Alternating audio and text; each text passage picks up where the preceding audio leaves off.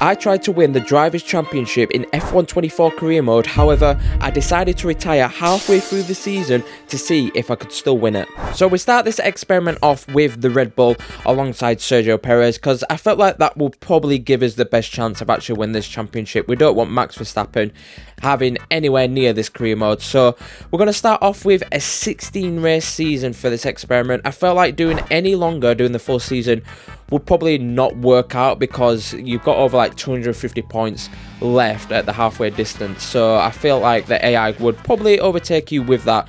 So our aim for the first half of the season, as you can see, was to basically win every single race, get the fastest laps, just get the max points we could at every single Grand Prix. There were a couple of sprint races in there as well, so we got a few extra with that. But 4 races in, you can see we've got about a 52 point gap to Lando Norris, which isn't loads, but it's a decent amount. It's about 2 race wins over him.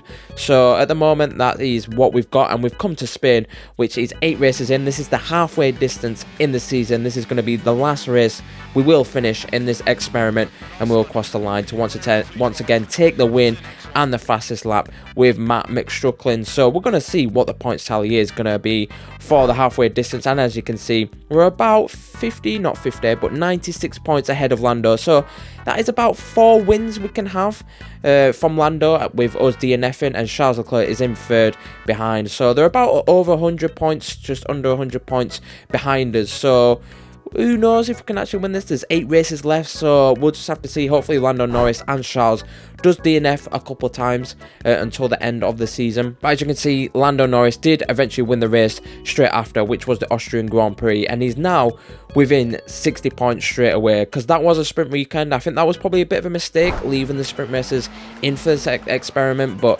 yeah, he got a few extra points there, and as you can see, we come to Silverstone with DNF from the race, and as you can see, Lando Norris wins this race as well, with Charles Leclerc getting in 3rd position. So he's got 2 wins straight away and 2 fastest laps just straight from the off. After we've retired, he's become the most consistent driver out there, and he's now within 40 points. But thankfully, the race after, the 3rd race after at Spa, I believe it was, you can see Charles Leclerc did win this race, which was good for us. Hopefully it wasn't Lando, but you can see there Lando did eventually finish in 2nd place and with the fastest lap as well. So he's still got 19 points on the board, and you can see we come just 4 races after, and Lando Norris is at about 17 points behind us already. Charles Leclerc is still a little bit behind us, he's about 40 points, but as you can see, just Lando with the 2 wins and a 2nd place, all with the fastest lap, he's just gaining them extra points where he can. He's just become like prime Max Verstappen.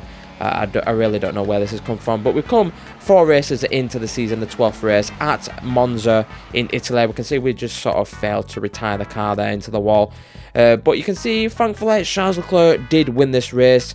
But as we come to the podium, you can see the guy on the left-hand side there, which is Lando Norris. And unfortunately, we're going to come to the standings. He did beat us by 2 points, only 4 races after the halfway distance. So, yeah, it was that quick that it took him to overtake us in the championship. There's still 4 races to go. There's a couple of sprints as well. So, yeah, it isn't great. It isn't looking great to actually get 2nd place as well. Charles Leclerc is not too far behind us. So, yeah, I think we'll go straight to the end of the season at Abu Dhabi just to see where we do eventually finish. But I think maybe if we did this experiment in the future, we probably should remove the sprint races just to get rid of them extra points, or maybe front load the season with sprint races and just see what that does. But yeah, Lando Norris, as you can see there, has become Drivers' World Champion, and he became just the most consistent driver out there. You can see the gap eventually was almost about 100 points, so he was as consistent as we were at the start of the season at the end. So that's just how consistent he was. You can see the amount of wins, the amount of 2nd places. Same with Charles Leclerc as well. He got 4 wins in a row and 2 2nd places. So yeah, I don't know where that came from, but eventually we did finish 3rd in the standings in the end. So I do hope you enjoyed that little experiment there, and I will see you in the next one.